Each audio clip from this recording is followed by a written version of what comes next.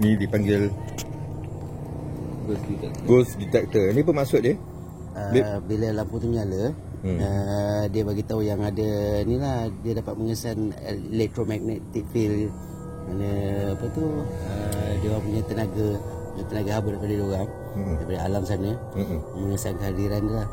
Kalau 3 ni maknanya benda tu ada tapi tak terlalu banyak atau tak terlalu besar. Kalau 5 ni merah ni, mana benda tu betul-betul maksimum banyak atau boleh merah atau boleh besar. 3.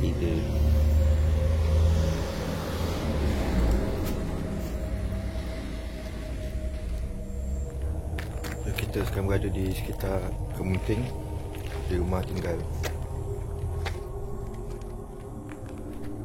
sama saya, Amir. Tu dia pakar dia kata Habib. Suhu dia biasa, beza suhu dia. Dalam sejuk. Sini biasa. Masuk dalam terasa berangin. Sejuk. Betul lah. Batu-batu bersejuk. Dia ada perubahan suhu dalam.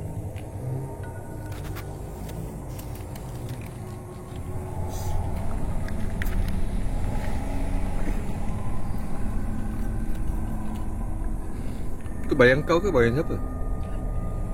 Bayang gerak dalam tu. Tengok sini. Bayang kau orang ke bukan? Bukan. Lampu tinggi daripada kita. Aku nampak ada pergerakan tadi. Ni kita. Ni siapa tu dia? Ni. Oh ni. Bayangan lah. Oh Im.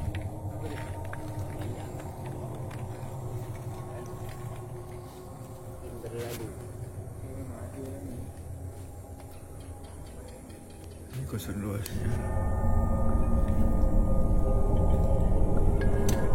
Ni habis penuh peralatan ni.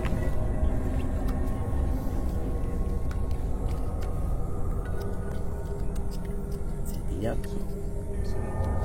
Aktiviti sampingan ni selain daripada filem Denu, dia luar aktiviti bebas. Sebab dia orang ni memang tak tidur diam. Dia bosan kalau tak buat apa-apa.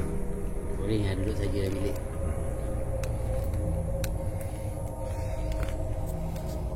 Sama juga lah. Nasib baik kita ada semua sama kepala. Ni ring leader dia. Kat sini ramai ni, banyak berpuluh ekor dekat dalam rumah. Dia tak kacau, tak marah. Macam kita duduk sini dia tak marah lah. Tak marah. Yang kita buat benda yang tak baik tu je lah. Ingat, kalau nampak benda tu jangan ditegur. Senyap je, jalan je tu. Okey, kembali kepada kita punya soalan.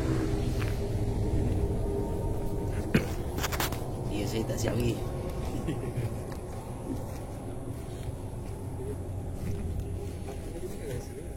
Ya. Aku dah rasa je. Sama lah. Aktiviti kita malam ni di Kemunting.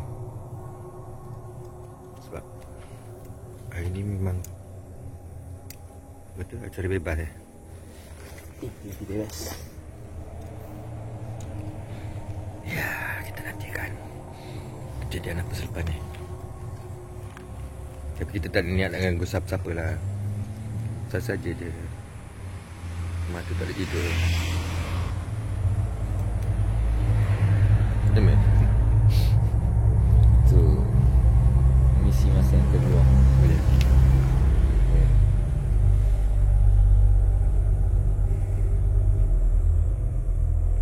Dia menarik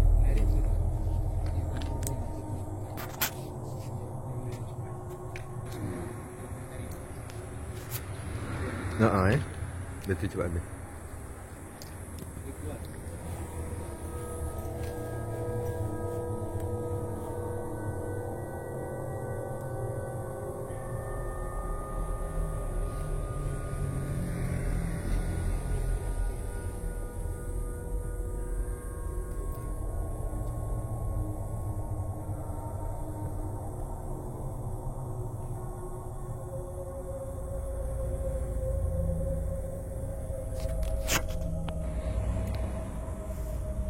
Seperti yang Habib cakap tadi, dia ada ghost detector. Dia kata ada penghuni lah.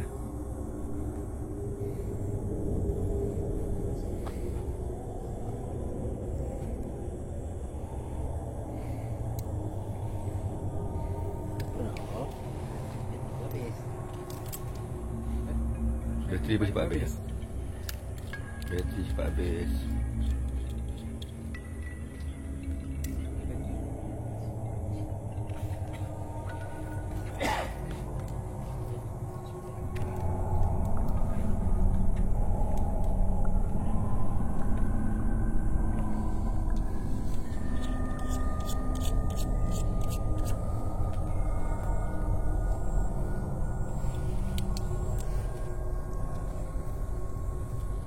Bagi DP handle. Alamak. Ke mana?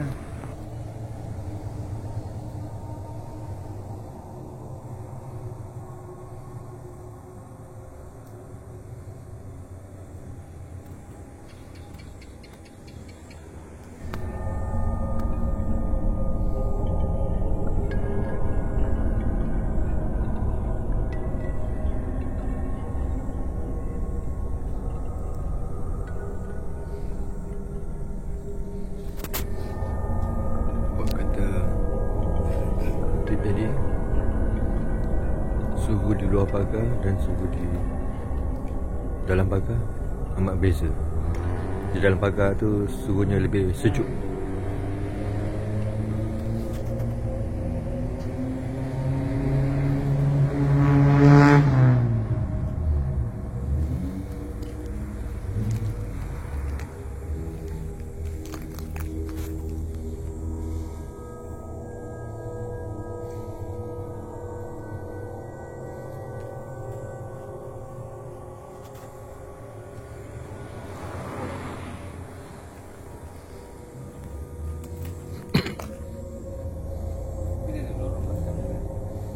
Apa hasil daripada tafsiran? Saya tak ada nampak, tapi saya dapat hasil lah yang bulu tengkuk mengemang-emang lah bila apa ni dia detect 3 bar dia automatik bulu tengkuk ni. Ya. Kan. Kehadiran benda tu memang ada lah. Ini rumah tinggal kan. Boleh bayangkan lah sebab depan ni ada satu pokok mati, belakang pun ada pokok mati. Dan pokok mati tu something lah. Satu kat belakang rumah ni ada rumah tinggal. Rumah tu penuh dengan semak samun. Semak tu dah melekat di dinding rumah. Siang ni tak ada orang. Jadi malam lampu menyala. Rasa ada orang ke? Oh. Atau dia pakai timer. Solar ke? Kenapa pokok mati? Kebiasaannya? Biasanya kalau ada orang tanam barang sihir, buhul-buhul sihir, ikatan-ikatan sihir kat dalam tempat tu, biasa tempat tu panas lah, pokok tu tak hidup, pokok tengah mati. Itu lah dari segi perubatan Islam ni lah, syariah. Biasa dapat di time macam tu lah. Kalau biasa dalam banyak-banyak pokok tu semua yang segar, tiba-tiba satu pokok mati. Ini ada sesuatu kat situ yang dia tanam. Macam biasa sihir untuk membuatkan rumah tu rara, untuk membuatkan orang tu keluar pada rumah, untuk membuatkan apa ni, untuk mendatangkan bencana atau malapetaka pada rumah tu, untuk rumah tu diganggu, untuk rumah tu tak aman. Tu lah biasa orang tanam sihir-sihir macam tu kan, untuk memecah belah rumah tangga, memisahkan suami isteri. Macam tu lah, bila dia tanam macam tu, pokok tu akan mati lah. Oh tu rumah dia kosong ni, agak mungkin jadi bahan rebutan ke?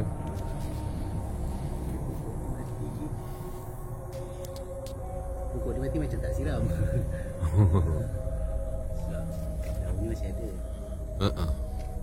Belakang tu mati terus. Belakang tu nampak subuh. Orang pergi tengok dah tadi? Tengok daripada atas lah, tak Oh daripada atas bilik? Sebab pagar kan. Nak masuk ceroboh Ya betul lah. Tangkap lah. Dia tu ada alam.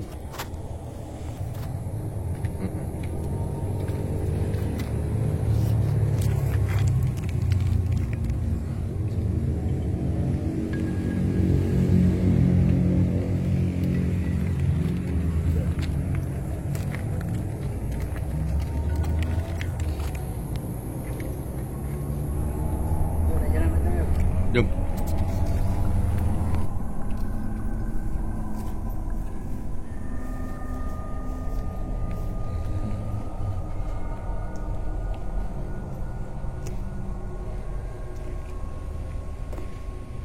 Dia menunjukkan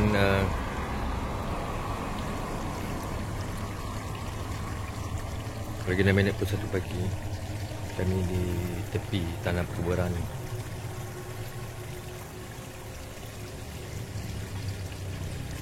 Kepenting Taiping Perak.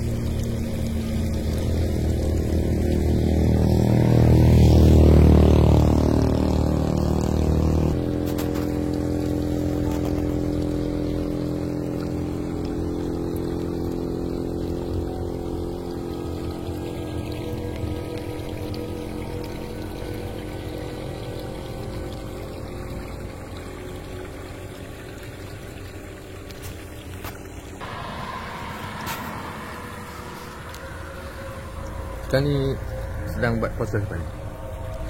Menjejak. Tapi kat sini kata-kata 3 bar je lah. Ya, maksudnya? Tak kuat sangat.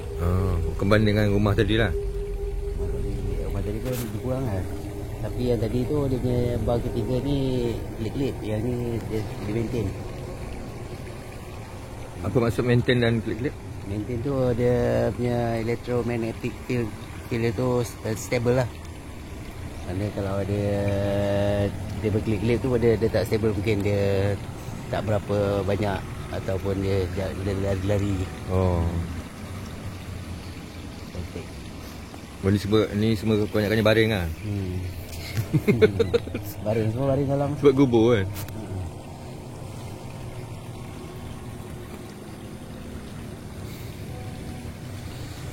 Ini adalah alat untuk menjejak aktif tak aktif dan kehadiran entiti.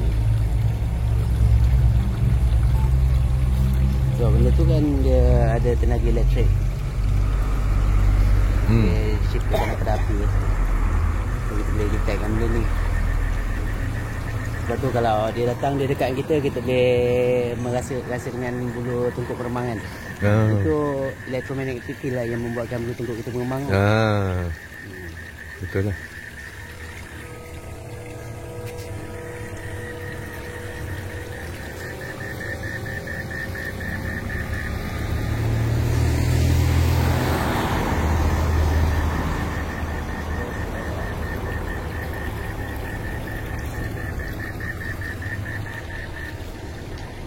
Ni rasa jugalah meremang-remang kan. Dia bawah besar tu ni lagi tinggi kot dia punya bar. Masuk dalam tak lepas.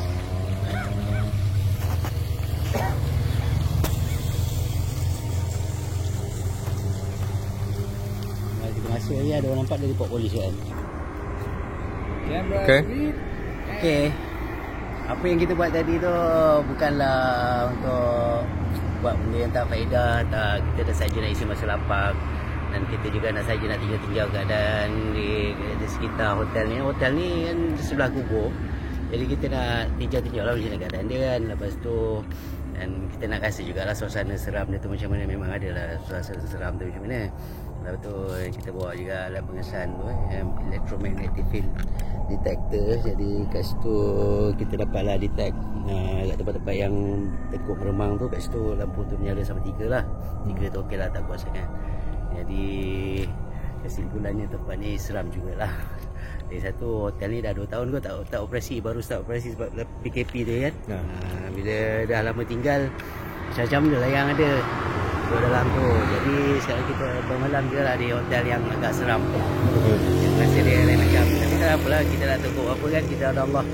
Kita tak payah takut lah kat dia, kita takut pada Allah. Kita pergi kubur Kristian tu bukan sebab kita sukakan pada Kristian tu, tak. Sebab kita nak tengok nak tinjau je yang ada sekeliling ni.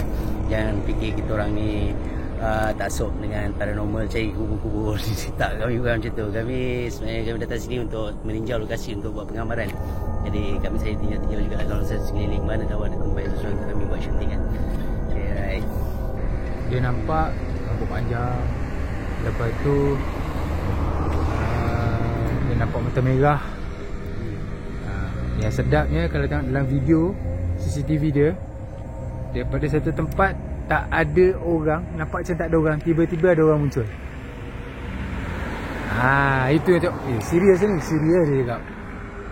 Ni cerita bukan main-main, cerita betul Ada sempadan Kalimantan, Indonesia dengan Malaysia dekat Sarawak. Memang keras Memang keras.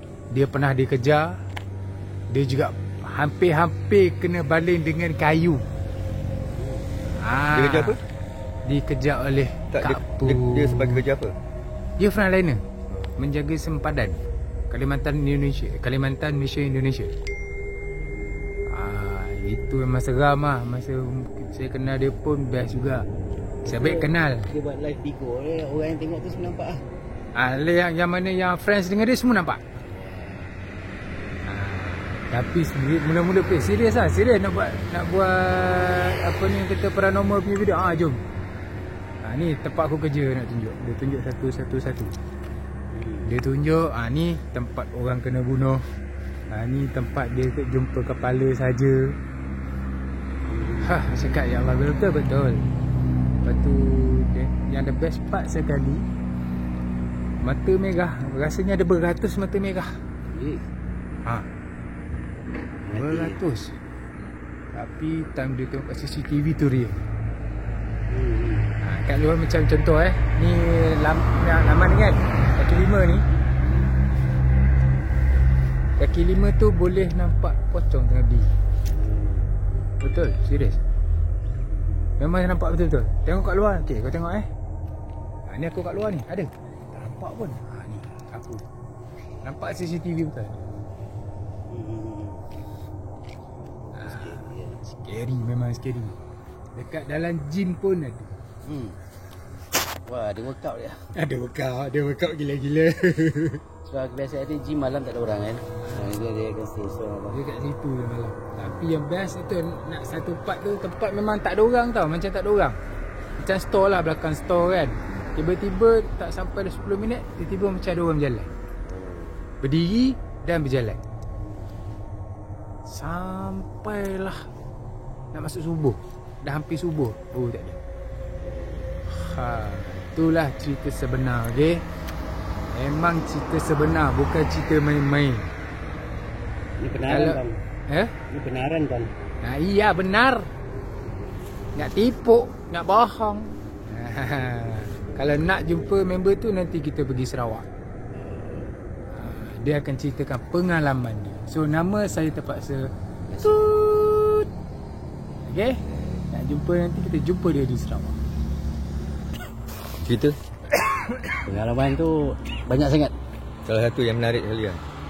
Yang menarik daripada dulu masa saya zaman kanak-kanak tu, saya pernah nampak. Selalu nampak. Tapi bila sampai satu masa saya dah pergi mendapatkan rawatan rukiah, ada tu saya dah tak ada nampak dah. Tapi pendapat rasa tu masih ada lagi. Pengalaman masa saya kecil, saya nampak gula-gula bawah pokok pisang. Gula-gula pocong. Bawah pokok pisang. Saya duduk kat tangga sambil pegang torchlight. Lepas tu saya tunggu makcik saudara saya tengah cuci muka dekat tepi kolah air tepi tu kat bawah. Masa saya pegang torchlight tu, saya tengok kat sebelah kanan bawah pokok pisang tu ada nampak sesuatu benda putih bawah pokok tu. Saya nampak macam kabur, tak berapa jelas. Tapi bila saya tengok serong sikit tepi, saya nampak jelas. Lepas tu saya suluh dengan lampu. Lampu tu tak pergi kat dia tau. Dia saya pelik. Dia suluh kat atas, lampu tu straight pergi atas. Saya suluh kat dia tak ada. Saya suluh lampu kat atas, lampu tu straight. Jadi saya pun fikirlah apa betul ke tak apa yang saya nampak kan. Lepas tu bila dia dah habis cuci muka masuk dalam, okey, saya tak cerita dengan siapa-siapa. Sampailah dekat setahun macam tu, saya cerita kepada mak saudara saya lah.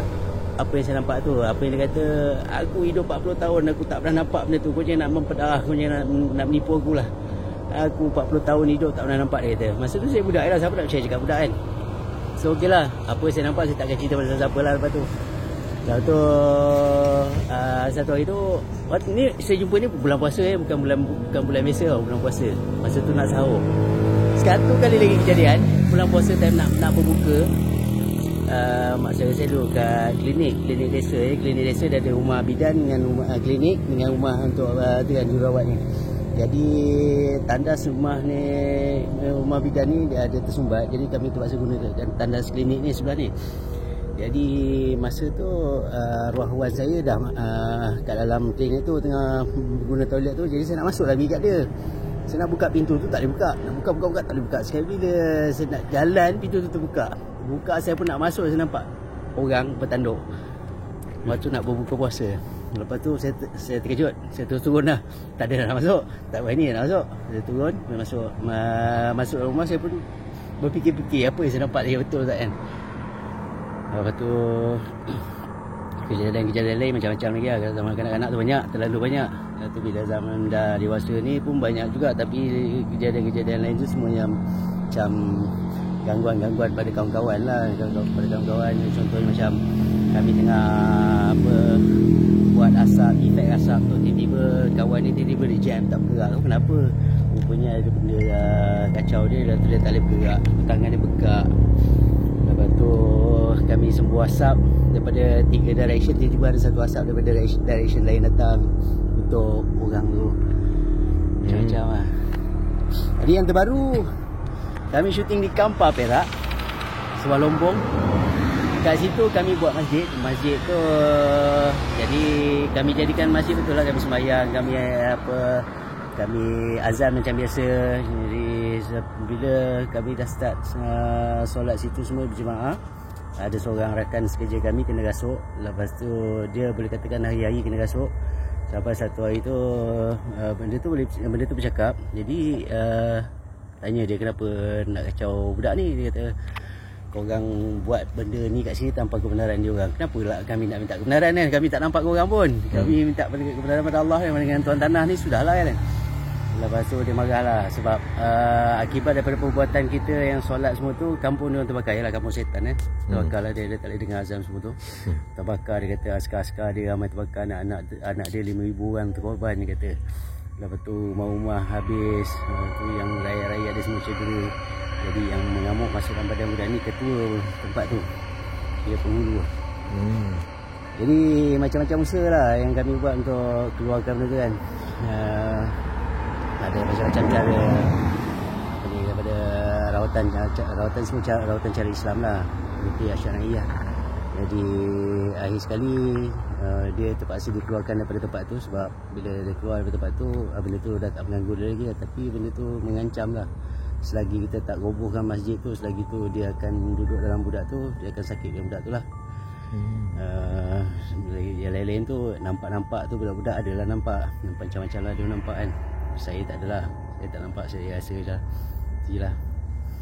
Okay, nantilah saya cuba ingat lagi pengalaman saya banyak sangat. Nama nickname? Nama saya Habib. Bidang produksi sebagai? Saya sebagai director dalam production untuk setengah filem. Jadi tugas kami biasa sebelum orang masuk ke tempat tu, kami akan masuk dulu. Jadi sebelum orang rasa, kami akan rasa dulu. Dan bila dah habis penggambaran, semua orang dah keluar, baru kami keluar. Kami adalah orang yang terakhir akan berada di set. Biasalah kalau semua orang dah tak ada, tinggal seorang, kena 2 orang, 3 orang, tahulah macam-macam gangguan tu kan. Gangguan tu biasalah bagi kami. Sebab apa ni, kami masuk macam-macam tempat. Tempat yang ada orang duduk, tempat yang tak ada orang duduk, tempat tinggal, tempat yang dah tinggal lama. Saya pernah duduk dalam rumah yang dah tinggalkan 40 tahun. Saya duduk dalam seorang dalam tu. Saya cuba buat saya record. Ini pakai kamera night vision kan. Tapi bukan kamera ni lah, night vision kamera. Masa tu rasa tu memang rasa tak sedap lah. Tapi tak dapat pula nak record apa-apa, tak dapat pula capture apa-apa. Kita ada rezeki untuk dalam kamera tu. Tak ada rezeki, tak ada tunjukkan. Okey, sekian. Enggak pula? Ha? Pengalaman? Saya tak banyak sangat pengalaman dalam Sekejap ni sebab saya pun tak boleh nampak, just rasa meremang-remang macam tu je lah. So basically so setakat yang paling ada pun saya pernah kena just masuk, kena set up satu rumah lama yang mana rumah tu start daripada anak dia, cucu dia, cicit dia tak pernah masuk rumah tu. Jadi saya kena masuk rumah tu untuk set up apa semua. And then selepas habis pengembaraan, orang sekeliling nampak saya seperti mayat hidup lah. Dah tak ada, macam tak ada jasad. Tapi selepas berubat apa semua, lepas tu seminggu lepas tu alhamdulillah lah, saya dah pulih kembali. Untuk akibat apa tu? Tu akibat kita rumah tu rumah peninggalan pusaka. Jadi start daripada anak dia, cucu dia, cicit dia pun tak pernah masuk lagi rumah tu. Jadi kami terpaksa masuk rumah tu untuk buat set up pemujaan dekat dalam tu. Dan kami bawa dengan ular, kalajengking, ulat-ulat apa semua, dengan api apa semua. Jadi diorang ada buat pemujaan apa semua dalam tu lah. Jadi mungkin disebabkan tu lah, Ada dengan tu lah. ada efek dekat kita orang lah yang cuba set up kat situ. Nama penuh dan jawatan apa masa tu dalam bidang produksi? Oh, Waktu kejadian tu? saya Amir Arif masa tu dalam produksi sebagai prop master lah. Nama Dan penuh? Nama penuh saya Amir Arif bin Abdul Halim. Dan cerita kita orang pun masa tu pun tajuk dia pun 77 kalau ikut dalam Malaysia adalah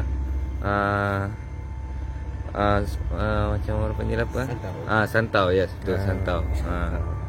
Santau Betul ni terkenal di Perak. Sekarang kita berada di Perak. Jadi hati-hati dengan Santau.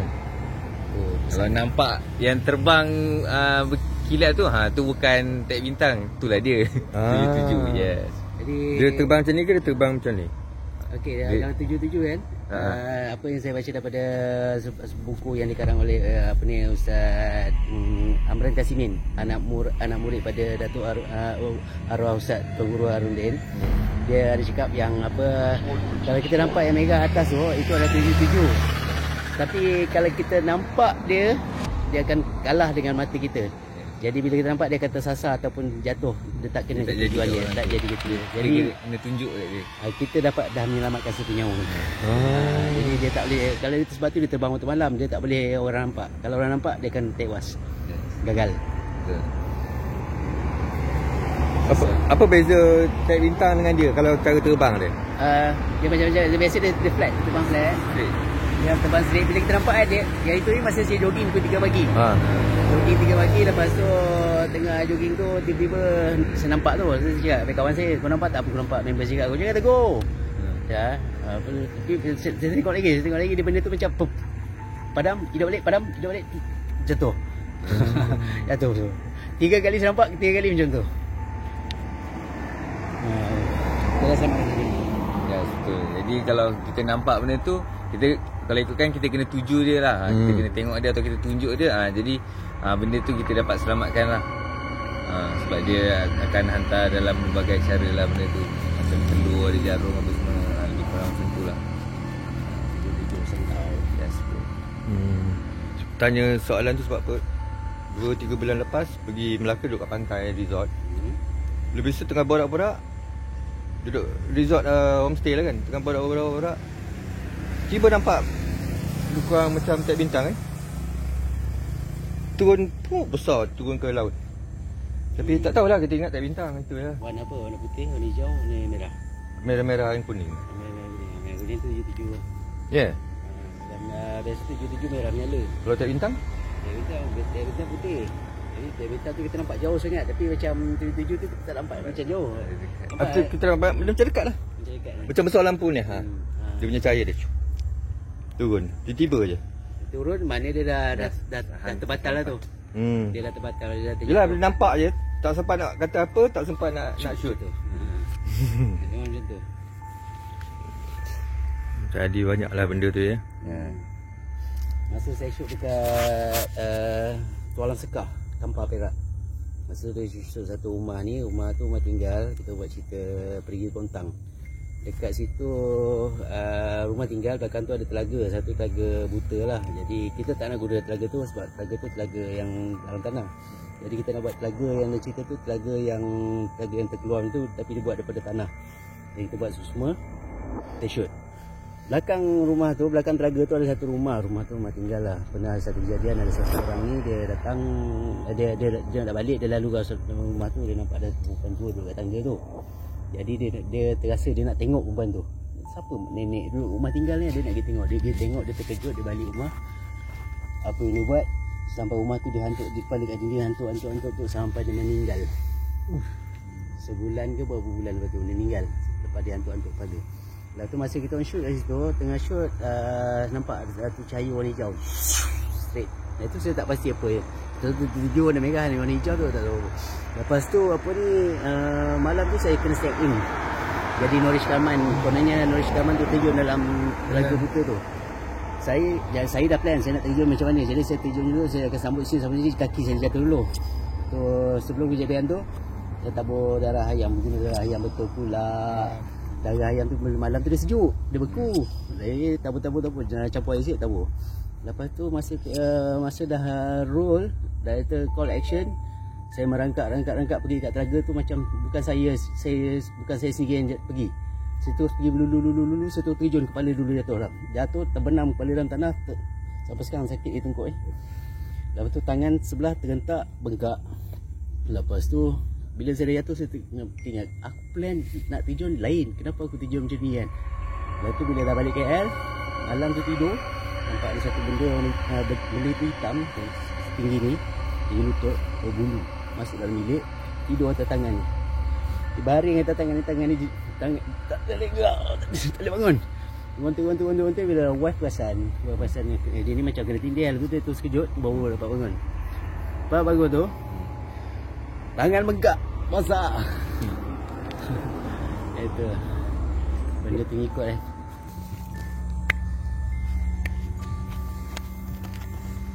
Jadi kami sebenarnya.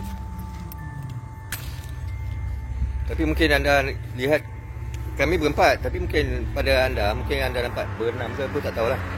Itulah pada masing-masing tafsiran. 1, 2, 3.